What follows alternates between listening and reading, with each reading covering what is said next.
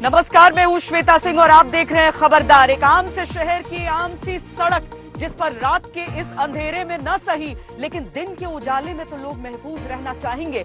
लेकिन इसी सड़क पे बल्लभगढ़ में इस समय हम खड़े हैं और इसी सड़क पे मेरे पीछे यहाँ एक 21 साल की लड़की निकिता तोमर को इसीलिए गोली मार दी जाती है क्योंकि तौसीफ नाम का एक शख्स जो कि उसे अपनी गाड़ी में बिठाना चाहता था वो उसमें कामयाब नहीं हो पाता है। दिन दहाड़े यहीं पर गोली मारी जाती है। आज बल्लभगढ़ से इस खबर पर खास नजर हमारी रहेगी, लेकिन सबसे पहले हम खबरदार की लेंस से आपको तमाम वो खबरें दिखा दें जो आज अगले 1 घंटे में हम आपको दिखाने वाले हैं। शुरुआत हम इसी खबर से करेंगे जो कि बल्लभगढ़ की खबर है।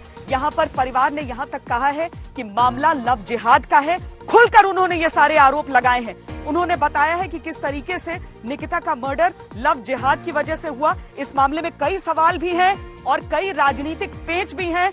ऐसे में मुद्दा यह है कि निकिता को इंसाफ कब मिलेगा और कैसे मिलेगा, ये सवाल सबके जहन में है। इस सवाल का जवाब हम आपको देने की कोशिश करेंगे। आपके काम की खबर यह है कि देश का कोई भी नागरिक अब जम्मू कश्मीर में अपने मकान, दुकान, कारोबार के लिए जमीन खरीद सकता है। इसके लिए राज्य का डोमिसाइल यानी स्थायी नागरिक प्रमाण पत्र देना अब जरूरी नहीं होगा। हालांकि कृषि के लिए जमीन अभी नहीं खरीदी जा सकेगी। इसकी डिटेल आपको थोड़ी देर में हम देंगे। आज पूरा देश पैदल सैनिकों के बलिदान और शौर्य को सम्मान देने के लिए इन्फेंट्री डे यानी पैदल सेना दिवस मना रहा है। गर्व की बात यह है कि दुनिया की सबसे बड़ी इन्फेंट्री डिवीजन भारत में है। भारत में पैदल सैनिकों की संख्या करीब 12,40,000 होती है। पूरा देश इन थल सैनिकों के कारण सुरक्षित है। इन सैनिकों के जोश और जुनून से आज खास तौर पर हम आपका परिचय कराएंगे। इसके साथ ही भारत और अमेरिका के बीच जो 2+2 डिप्लोमेसी है वो चल रही है। 2+2 ये जो मुलाकात का दौर है आज दिल्ली के हैदराबाद हाउस में देखने के लिए मिला। कूटनीति की दुनिया में इस बैठक को लेकर काफी हलचल है। दोस्ती का एजेंडा सेट करते हुए भारत और अमेरिका के रक्षा मंत्रियों ने बातचीत की। सैन्य सहयोग बढ़ाने पर बात हुई है। टेक्नोलॉजी आपस में शेयर करने पर बात हुई है। अमेरिकी विदेश मंत्री माइक पोम्पियो ने गलवान में शहीद हुए 20 भारतीय सैनिकों को श्रद्धांजलि दी है। कहा कि चीन लोकतंत्र का मित्र नहीं, अमेरिका और भारत हर मोर्चे पर एक साथ है। भारत के विदेश मंत्री एस जयशंकर ने कहा क्रॉस बॉर्डर टेररिज्म किसी भी कीमत पर मंजूर नहीं। सारी बातों का असर यह है कि चीन और पाकिस्तान की विदेश नीति पर दबाव बढ़ गया है। लेकिन अब खबरों की शुरुआत, खबरदार की शुरुआत आज उस हत्याकांड से करने वाले हैं जो सबके मन में हजारों सवाल छोड़कर जा रहा है। 21 साल की निकिता तोमर जो कि यहीं बल्लभगढ़ की रहने वाली है। पास में ही लगभग आधे घंटे की दूरी पर मकान है। यहां पर इस सेंटर पर अग्रवाल कॉलेज बल्लभगढ़ में परीक्षा देने के लिए आई थी। परीक्षा देकर जैसे ही वो बाहर निकली वैसे ही इस सड़क पर एक गाड़ी खड़ी थी। उसमें जबरदस्ती तौसीफ नाम के एक शख्स ने उन्हें बैठाने की कोशिश की।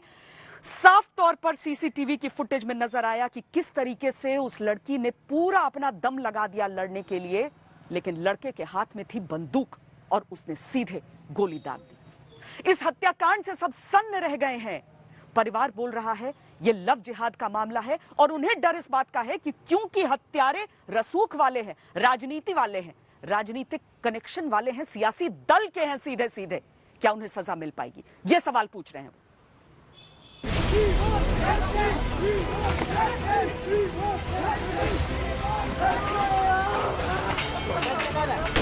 उसने पेपर खत्म होते ही फोन कर दिया, मम्मा पेपर हो गया है, मैं निकल रही हूँ। मैंने कहा ठीक है बेटा निकलो, मैं आ रही हूँ। और कोई ऐसी आशंका नहीं थी बिल्कुल। से आए थे सर कट्टा लेकर वहाँ पर सब चीज, तो ये लास्ट का दिन था उसका कॉलेज का। उन्होंने सोचा था कि आखिरी दिन है, इसको ले जाते हैं, किडनैप करके धर्म परिवर्तन करवाएंगे। 2018 में करवाई थी, FIR करवाई थी। कोई पुलिस प्रशासन ने कोई कार्रवाई न करी उस टाइम, बस समझौता करवा दिया बैठा के। अब इस लड़के ने कॉलेज के बाहर आके पूरी प्लानिंग प्लॉटिंग से आया था। कॉलेज के बाहर के पेपर है, आज लास्ट पेपर था, BCom कर रही थी वो। बहुत पढ़ी लिखी थी, समझदार लड़की है वो, उसको हमेशा 95% 90% नंबर आते हैं।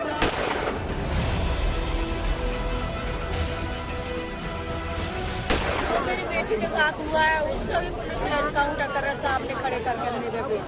मैं बेटी को दाग जब दूंगी जब उसका एनकाउंटर हो जाएगा, उससे पहले मैं बेटी को दाग नहीं दूंगी।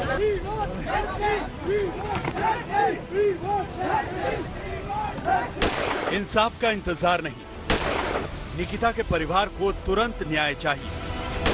तौसीफ ने निकिता के साथ जो किया है उसका पूरा बदला चाहिए। बीच सड़क पर बेटी को गोली मारी गई,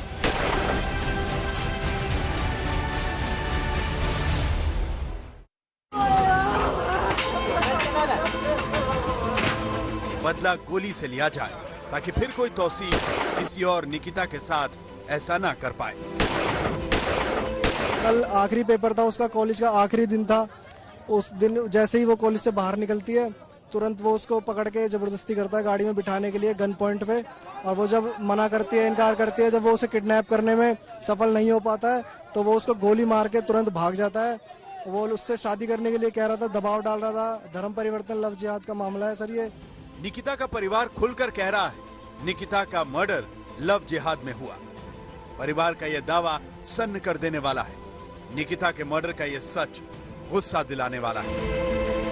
वो लड़का आया, उसको जबरदस्ती गाड़ी में खींचने लगे और लड़की नहीं बैठी, भागने लगी इधर उधर बच के, तो वो गोली मार दीजिए उसको। क्यों गोली मारी, क्या वजह थी, क्या चाहता था? वो अपने साथ ले जाना चाहता था, जबरदस्ती उसको मुसलमान बनाना चाहता था, वो शादी करना चाहता था। आप बड़ी बात करें, क्या वो धर्म परिवर्तन करना चाहता था? सर मुझे तो धर्म परिवर्तन ही लग जाए। वो अपने साथ क्यों ले जाना चाह रहा था, क्यों अपने साथ ले जाना चाह रहा था? जब लड़की नहीं चाहती, हम परिवार वाले नहीं चाहते, कोई नहीं चाहते, तो क्यों लेके जाएगा वो? और लड़की बहुत पढ़ी लिखी थी जी, समझदार लड़की है वो, उसका हमेशा 95%। निकिता तोमर तौसीफ के साथ जाना नहीं चाहती थी।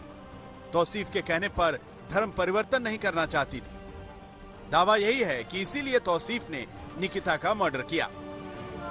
पेपर देकर कॉलेज से निकली निकिता को कल शाम गोली मार दी। तो मेरी बेटी के साथ हुआ है, उसका भी पुलिस एनकाउंटर करे सामने खड़े करके मेरे बिल।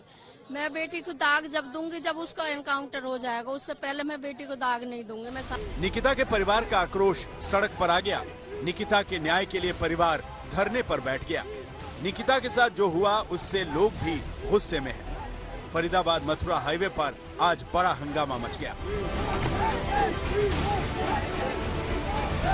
फरीदाबाद पुलिस ने दोनों ही आरोपियों को गिरफ्तार कर लिया है। तौसीफ जिसने निकिता तोमर को गोली मारी थी, साथ ही साथ अब से कुछ देर पहले रेहान को भी पुलिस ने गिरफ्तार कर लिया है। लेकिन पुलिस का परिवार का गुस्सा इस कदर है कि देखिए यहाँ से भीड़ है, वो जा रही है सामने की तरफ, और वो देखिए सामने की तरफ ये जो मथुरा रोड है वो पूरी सड़क जाम कर दी गई है। ये जो पूरा फ्लाईओवर है, इस पर गाड़ियां वो रुकी हुई है। परिवार का कहना है कि कोई बड़ा अधिकारी वो सामने आए, साथ ही साथ जो इलाके के सांसद है वो सामने आए, पूरी तरह से आश्वासन दे।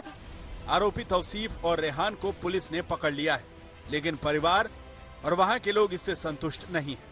ये सरेआम मर्डर पुलिस और प्रशासन पर भी सवाल उठा रहा है। इन सवालों और इस गुस्से से हरियाणा के कर्ता धर्ता बच नहीं सकते। सचिन गौड़ के साथ अरविंद ओझा, बल्लभगढ़, आज तक। परिवार का आक्रोश समझा जा सकता है। परिवार ने सीधे तौर पर मांग कर दी कि जिन लोगों ने ऐसा किया है उन लोगों का सीधे तौर पर एनकाउंटर कर दिया जाए। कानून लेकिन है इस देश में, और उस कानून की प्रक्रिया का पालन करते हुए क्या इस मामले में इंसाफ हो पाएगा? देखिए, अगर कानून का खौफ नहीं होता है, अगर किसी का कोई डर नहीं होता है, तो बल्लभगढ़ जैसी घटना तो कहीं भी हो सकती है। कोई भी तौसीफ उठा सकता है बंदूक। लेकिन क्या ऐसी सजा इस मामले में नहीं मिलनी चाहिए कि आने वाले दिनों में किसी भी तौसीफ को ये हिम्मत न हो कि वो इस तरीके से दिन दहाड़े बंदूक उठाकर किसी निकिता पर इस तरीके से गोली चलाकर चला जाए? जिस तरह की घटना हुई है उसमें एक और बहुत बड़ा सवाल है कि जो शख्स है जिसने गोली चलाई है, उसके परिवार में जो लोग हैं वो विधायक हैं, मंत्री रह चुके हैं। क्या यही वजह है? क्या यही रसूख वो वजह है कि इतने दिनों तक उस रसूख का इस्तेमाल करके निकिता के परिवार को डराया धमकाया जा रहा था? क्या अब ये डर गलत है कि उसका परिवार ये सोच रहा है कि इंसाफ मिलेगा भी या नहीं इस मामले में? लेकिन इंसाफ की ये लड़ाई चलनी ही होगी।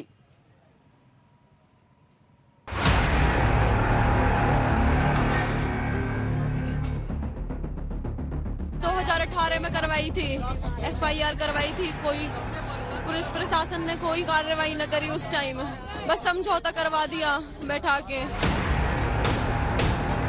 2018 में वो उसको परेशान करता था शादी करने के लिए, वैसे तो उसको उसने किडनैप भी किया था, तो हमने FIR कराई थी। उसके बाद पुलिस ने उसी दिन उसको गिरफ्तार किया था कहीं से। तौसीफ ने निकिता तोमर को कल शाम बीच सड़क गोली मारी। वो उसे 2 साल से तंग कर रहा था, शादी के लिए दबाव बना रहा था, एक बार किडनैप भी किया था। इसी में तौसीफ अरेस्ट हुआ था। तब तौसीफ के परिवार ने हाथ पैर जोड़कर समझौता कर लिया था। निकिता की हत्या के बाद उसके परिवार में काफी ज्यादा गुस्सा, अगर आप यहाँ पर देखें तो यहाँ पर लोगों ने जाम लगा दिया है और दोषियों के खिलाफ सख्त से सख्त कार्रवाई की मांग कर रहे हैं। निकिता के पिता हमारे साथ हैं, हम सीधे इनसे बात करते हैं। सर, क्या मानते हैं इसके पीछे हत्या की वजह और क्या बोलना चाहिए? सर 3 साल पहले किडनैप करा था इसी लड़के ने, तो उसके बाद हमने एफआईआर दर्ज कराई थी। एफआईआर दर्ज कराने के बाद उसको गिरफ्तार भी कर लिया गया। उसके बाद परिवार वालों ने हाथ पैर जोड़ लिए और ये फैसला हो गया। हमने भी सोचा बेटी की इज्जत है, क्या करें जी। उसके बाद कोई दिक्कत नहीं थी। अब इन्होंने कल जो है पहले से ही दबाव डाल रहे थे कि मेरी से शादी करो, तो अब कल शाम को लड़की पेपर देके बाहर निकल रही थी, वो लड़का आया, उसको जबरदस्ती गाड़ी में खींचने लगे और लड़की नहीं बैठी, भागने लगी इधर उधर बच के, तो वो गोली मार दी थी उसको। निकिता के गुनहगार तौसीफ का हौसला इसलिए बढ़ गया था कि उसे 2018 में समझौता करके छोड़ दिया गया था।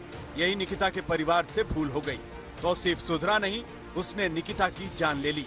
कॉलेज से निकलते ही किडनैप करने की कोशिश की, किडनैप नहीं कर पाया तो मर्डर कर दिया। 2018 में परिवार ने एफआईआर दर्ज कराई थी, उसकी कॉपी भी आज तक के पास है, नंबर 1। नंबर 2, सवाल जो सीसीटीवी आया है सामने दिल दहला देने वाला, वो सवाल अब पूछ रहा है हरियाणा सरकार से, हरियाणा की पुलिस से। और साथ ही साथ ये देखिए, जो तमाम आप ये हरियाणा में इस वक्त बल्लभगढ़ में हूँ, ये तमाम महिलाएं ये सड़कों पर हैं। हर सरकार ये दावा करती है महिला सुरक्षा का, लेकिन सीसीटीवी वो तमाम दावों की पोल खोल रहा है। कैसे जो निकिता तोमर अपने कॉलेज से निकलती है, दोनों आरोपी आते हैं I-20 कार में, और बकायदा ऐसा नहीं है कि लड़की ने हिम्मत दिखाई है, वो जूझने की कोशिश कर रही थी, लेकिन ऐसा लगता है कि पूरी तैयारी के साथ आरोपी दोनों आए थे। लड़की की दोस्त भी थी, दोनों गुत्थम गुत्था होती है। उसके बाद अब पॉइंट ब्लैंक रेंज से सटा कर कनपट्टी पर गोली मारी जाती है। मुझे काउंटर चाहिए उस लड़के का, मेरी बेटी जैसे गई है गोली से वैसे ही गोली मारनी है, उनको रोड पे खड़े करके मारो। मुझे यही चाहिए, पुलिस मारे या पब्लिक हमें दे, हम मारेंगे उनको।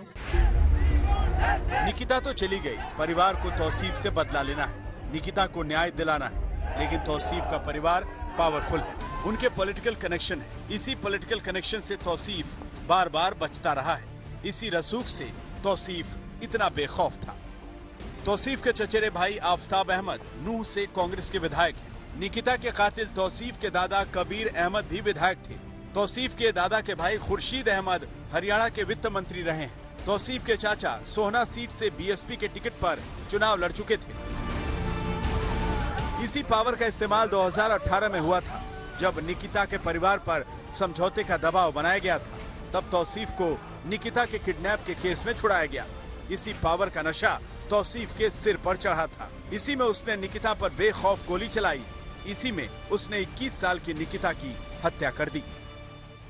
सर आफताब अहमद विधायक हैं, मंत्री रह चुके हैं नूह के, और विधायक हैं और पावरफुल आदमी हैं। उनका सर सगा भतीजा है ये, उनका पूरा इसको प्रोटेक्शन मिला हुआ है। जो इसकी इतनी हिम्मत हो रही है, दिन दहाड़े ऐसे गोली चला के आराम से जा रहा है, किसी की भी बहन बेटी को मार के जा रहा है।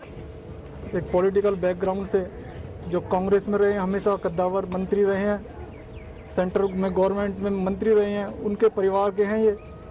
हम गरीब लोग कहां तक लड़ेंगे इनसे। निकिता के परिवार को तौसीफ जैसे अपराधी के लिए यूपी जैसा न्याय चाहिए। तौसीफ और उसके साथी रेहान को अरेस्ट कर हरियाणा पुलिस ने 2 दिन की रिमांड पर ले लिया है। लेकिन हरियाणा सरकार और पुलिस के खिलाफ लोगों में बहुत गुस्सा है। अपराधी को पूरा सजा मिलेगी। अपराधी बल्कि पकड़ लिया गया है बल्लभगढ़ वाला, और कोई अपराधी को इस प्रकार से बख्शा नहीं जाएगा।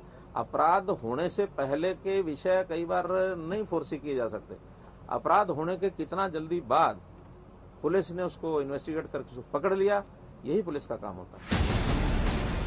इस केस में हरियाणा पुलिस पर गंभीर सवाल है, क्योंकि ये सामने आना चाहिए कि निकिता के परिवार पर क्यों दबाव बनाया गया। कानूनी कार्रवाई की जगह पर क्यों 2 साल पहले उन्हें समझौता करने पर मजबूर कर दिया गया। अगर ये सब न होता तो तौसीफ जेल में होता और निकिता की जान न जाती। सचिन गौड़ के साथ अरविंद ओझा, बल्लभगढ़, आज तक। एक ऐसी लड़की जिसका भविष्य बहुत उज्जवल था, जो पढ़ने लिखने में बहुत तेज थी और उसी कारण यहाँ पर परीक्षा चल रही थी। किसने सोचा था कि उस स्वर्णिम भविष्य की कल्पना को इस तरीके से एक गोली सरेआम खत्म कर देगी। अब परिवार को अगर इंसाफ की आस है तो उम्मीद हम यही करेंगे कि न तो अपराध को संरक्षण मिले, न कितने भी रसूखदार अपराधी को संरक्षण मिले। इस बीच हम आपको कश्मीर से आती एक बड़ी खबर दिखाते हैं, जहां पर केंद्र सरकार द्वारा जारी एक नोटिफिकेशन के अनुसार अब मकान दुकान खरीदना संभव हो चुका है उन लोगों के लिए भी जो वहां के वासी नहीं है। एक पेज है बस, देखिए इस रिपोर्ट में। पिछले साल अनुच्छेद 370 के खात्मे के साथ ही ये सपना सच होने की तरफ बढ़ गया था और आज सरकार ने नोटिफिकेशन भी जारी कर दिया, यानी अब कोई भी कश्मीर में जमीन खरीद सकता है। इसके लिए किसी डोमिसाइल यानी स्थानीय प्रमाण पत्र की जरूरत नहीं होगी। धरती पर स्वर्ग में रहने की ख्वाहिश कौन नहीं करता। कश्मीर में फिलहाल पहले ये देशवासियों के लिए और दूसरे लोगों के लिए संभव नहीं था, लेकिन आज गृह मंत्रालय की तरफ से जारी की गई नोटिफिकेशन के बाद अब देश का कोई भी व्यक्ति कश्मीर में अपना आशियाना बना सकता है। हालांकि जम्मू कश्मीर के लेफ्टिनेंट गवर्नर मनोज सिन्हा ने साफ कर दिया कि जमीन मात्र यहां पर उद्योग के लिए दी जाएगी, लेकिन कहीं ना कहीं आशियाना बनाने के लिए भी रास्ता निकल ही गया है। इस फैसले से कश्मीर में उद्योग धंधे लगाना आसान होगा। कश्मीर को मुख्य धारा में जोड़ने में तेजी आएगी। कश्मीर में नौकरियां आएंगी, लोगों के जीवन में अच्छा बदलाव होगा। नए नियम के मुताबिक देश का कोई भी नागरिक अब जम्मू कश्मीर में अपने मकान, दुकान और कारोबार के लिए जमीन खरीद सकता है। राज्य का स्थायी नागरिक प्रमाण पत्र अब जरूरी नहीं। कोई भी पट्टे पर जमीन ले सकता है या किराए पर भी ले सकता है। डोमिसाइल की आवश्यकता सिर्फ कृषि भूमि की खरीद के लिए होगी, यानी खेती की जमीन फिलहाल नहीं खरीदी जा सकेगी। वो तमाम कानून जो ये रिक्वायरमेंट्स प्रिस्क्राइब करते थे, उनमें नेसेसरी चेंजेस और अमेंडमेंट्स इंट्रोड्यूस करके सरकार ने इस चीज को इंश्योर किया है कि जम्मू कश्मीर में भारतीय नागरिक किसी भी स्टेट का आके जमीन खरीद सकता है। वो नेता जो अपनी सियासत अनुच्छेद 370 के ऑक्सीजन पर ही जिंदा रखते हैं, उन्हें यह फैसला बिल्कुल अच्छा नहीं लगेगा। ये एक बहुत ही खतरनाक ऑर्डर है। मुझे नहीं लगता है जम्मू कश्मीर में कोई भी ऐसा होगा जो कि इस ऑर्डर से अपने आप को खतरे में नहीं समझेगा। आज इन्होंने पूरी तरह से जम्मू कश्मीर को बेच डाला है। 370 से बेपनाह मोहब्बत करने वाली महबूबा मुफ्ती ने भी इस फैसले पर गुस्सा उतारा है। एक और फैसला जो केंद्र सरकार के नापाक मंसूबों का हिस्सा है। असंवैधानिक तरीके से अनुच्छेद 370 को खत्म कर अब हमारे प्राकृतिक संसाधनों की लूट होगी और जम्मू कश्मीर के लोगों की जमीन बेच दी जाएगी। कुल मिलाकर कश्मीर में बदलाव की हवा बहने लगी है। जो लोग कश्मीर में जमीन खरीदने की सोच रहे हैं, वो कश्मीर के परंपरागत पोशाक, फिरन और शरीर को गर्म रखने वाली कांगड़ी को जीवन का हिस्सा बनाने के लिए तैयार हो जाएं और उन्हें हर साल 40 दिन शून्य से नीचे के तापमान में रहने की भी आदत डालनी होगी। जम्मू से सुनील जी भट्ट और अशरफ वानी के साथ शुजाउल हक, श्रीनगर, आज तक। इसे वीरों की भूमि भी कहा जाता है। जितना इस प्रदेश की जनसंख्या है, उसके अनुपात में भारतीय सेना में जो जवान जाते हैं इस जगह से, वो अतुलनीय है। देश के किसी राज्य में ऐसा नहीं होता है और इसीलिए ये इत्तेफाक भी देखिए, ये संयोग भी देखिए कि आज ही के दिन इन्फेंट्री डे, पैदल सैनिक दिवस। यानी कुछ वो जवान होते हैं जो कैवलरी माउंटेड होते हैं, यानी कि घोड़ों पर चला करते थे, वो आर्मर्ड कोर यानी कि वो तोपें चलाने वाले, और ये इन्फेंट्री सैनिक जो कि पैदल चलते हैं। अब इन इन्फेंट्री सैनिकों को क्वीन ऑफ द बैटल भी कहा जाता है, क्योंकि जो युद्ध होते हैं वो इन्हीं की वजह से जीते जाते हैं। दरअसल 1943 से 47 तक जो ब्रिटिश फील्ड मार्शल वॉवल थे, उन्होंने कहा था कि सभी लड़ाइयों और सभी युद्ध में आखिर में इन्फेंट्री मैन यानी पैदल सैनिकों द्वारा ही जीता जाता है और इसीलिए क्वीन ऑफ द बैटल कहा गया। खास बात यह है कि दुनिया की सबसे बड़ी जो इन्फेंट्री डिवीजन है, यानी सेना के भीतर जो इन्फेंट्री डिवीजन होती है, उसमें भारतीय सेना की सामने कोई खड़ा ही नहीं है, कोई तुलना ही नहीं है। और ये जो कुल संख्या है वो 12,40,000 है। पूरा देश सलामी दे रहा है भारतीय सेना की इन्फेंट्री में। सिख, गढ़वाल, कुमाऊं, जाट, महार, गोरखा, राजपूत समेत 31 रेजिमेंट है, हमेशा फ्रंटलाइन पर रहकर देश की सेवा करते हैं, सुरक्षा करते हैं। अब ये समझिए कि आज के दिन को इन्फेंट्री डे के तौर पर क्यों मनाया जाता है।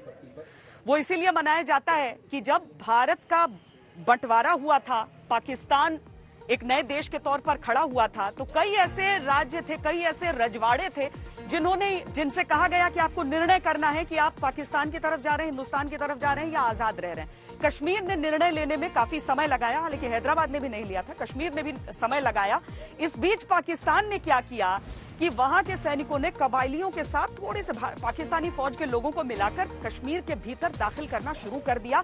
कबायलियों ने अपना आक्रमण किया, लूट पाट बलात्कार सब चलते रहे और वो आगे की ओर बढ़ते रहे। बारामूला तक जब उनकी फौज पहुंची, तब महाराजा हरि सिंह को यह एहसास हुआ कि उनके बूते की बात नहीं है। उन्होंने भारत के आगे हाथ जोड़ दिए और कहा कि हम विलय करना चाहते हैं, हम भारत का हिस्सा होना चाहते हैं। एक्सेशन पर साइन किया गया था 26 सितंबर 1947 और 27 तारीख यानी आज की तारीख में एक डकोटा प्लेन ने उड़ान भरी, लैंड किया श्रीनगर और वहीं से फिर पाकिस्तानियों का सफाया होता चला गया। उन्हें उनकी सीमा के भीतर ढकेलने की कार्रवाई शुरू हो गई। जो पहला जत्था था, जो पहली टुकड़ी थी जो लैंड करके पहुंची थी वहां पर, जिसने बारामूला की रक्षा भी की थी, वो थी 1 सिख यानी सिख रेजिमेंट की पहली बटालियन। जो पैदल सैनिकों का पहला कदम वहां पर पड़ा था, उस दिन को आज भी इन्फेंट्री डे के रूप में मनाया जाता है। रामगढ़ में सिख रेजिमेंटल सेंटर है जहां पर इस दिन को बहुत खास तौर पर याद किया जाता है। मैं वहां पर पहुंची, वहां के तमाम अफसरों से, सैनिकों से बातचीत की और आपके लिए यह रिपोर्ट तैयार की है, देखिए।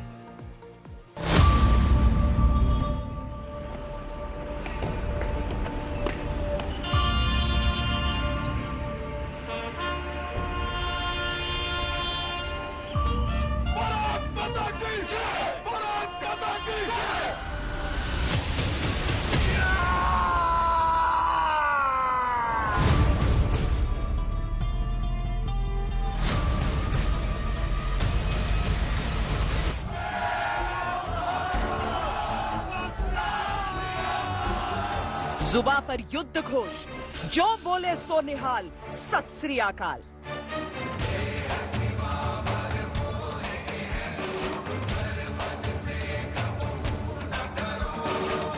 दिल में आदर्श वाक्य, निश्चय कर अपनी जीत करूं।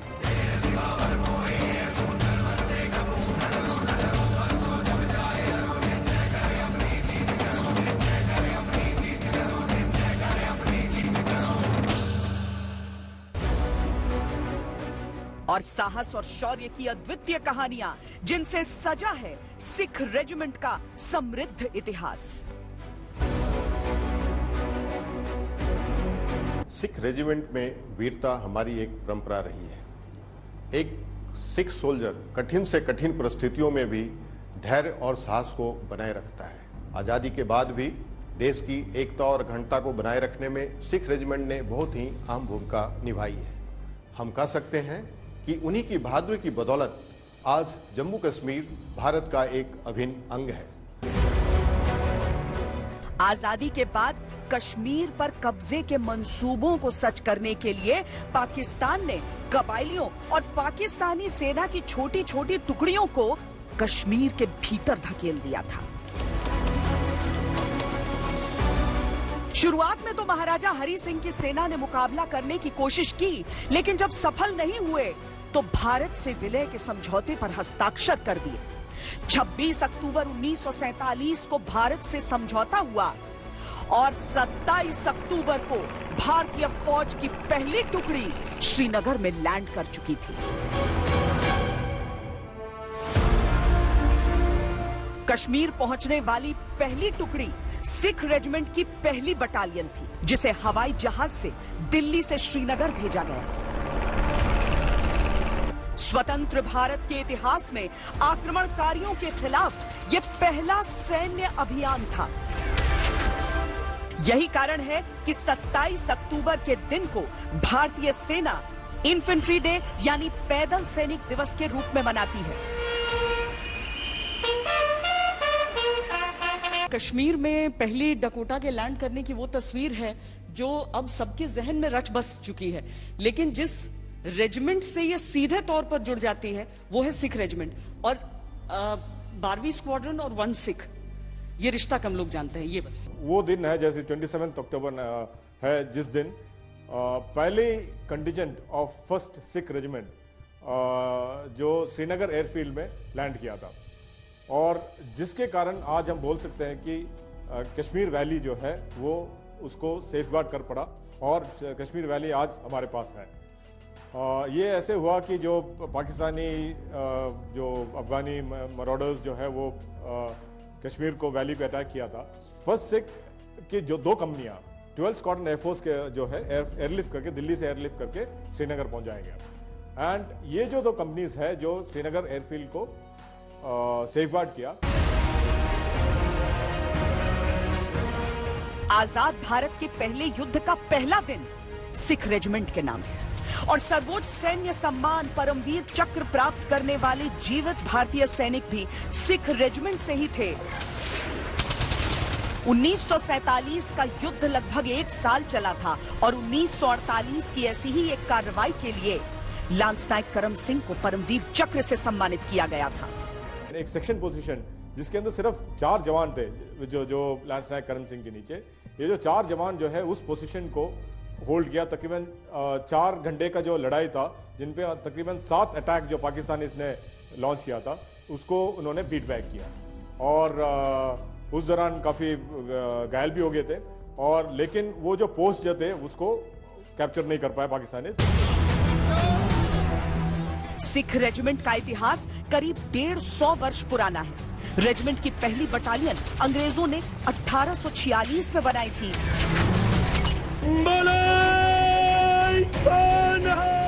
रेजिमेंट की विरासत सिख गुरुओं द्वारा दी गई शिक्षा और बलिदान से है। सिख रेजिमेंट में शामिल होने वाले हर सैनिक की ट्रेनिंग इसी विरासत को आगे बढ़ाती है। एक सिख रेजिमेंट में जब एक रिक्रूट हमारे पास ट्रेनिंग में आता है तो उनके पास जो इन्होंने अपने गुरुओं से इतिहास में पाया है, एक बहादुरी और साहस का इतिहास, उसको वो लेके आते हैं, और उन्हीं की डिसिप्लिन को ध्यान में रखते हुए जब ये ट्रेनिंग करते हैं तो एक संत सिपाही की तरह हम इन्हें ट्रेन करते हैं। सिख रेजिमेंट ने प्रथम और द्वितीय विश्व युद्ध में भी हिस्सा लिया था। प्रथम विश्व युद्ध के दौरान तो ब्रिटिश इंडियन आर्मी के 1/3 सैनिक सिख हुआ करते थे, जबकि भारत की आबादी में सिखों की संख्या नाम मात्र थी। सिख रेजिमेंट के शौर्य और बलिदान की निशानियां आज भी झारखंड के रामगढ़ में सिख रेजिमेंटल सेंटर में संजो कर रखी गई हैं। अगर आप ध्यान से देखेंगे तो महाराजा रणजीत सिंह की जो आर्मी का वॉर ड्रम है, the original war drum, that is also there.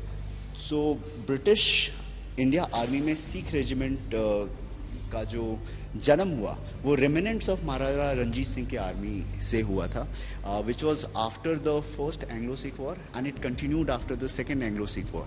So Anglo Sikh war के बाद जो महाराजा रणजीत सिंह के आर्मी के योद्धा थे वो शामिल हुए ब्रिटिश इंडिया आर्मी में, और जब British India army Indian army बनी, इंडियन आर्मी में तब्दील हुई, तो उनके धरोहर को संजो के फिर यहाँ पे रखा गया है। ब्रिटिश भारत के दौरान तमाम महत्वपूर्ण मोर्चों पर सिख रेजिमेंट ने फतेह हासिल की। स्वतंत्रता के बाद भी देश के लिए हर लड़ाई में मोर्चा लिया। 1962 का भारत चीन युद्ध हो, 65 की भारत पाक जंग या करगिल युद्ध, निश्चय कर अपनी जीत करूं के वाक्य को आदर्श मानकर सिख रेजिमेंट ने अपने पुरखों की विरासत को हमेशा सम्मान दिया है।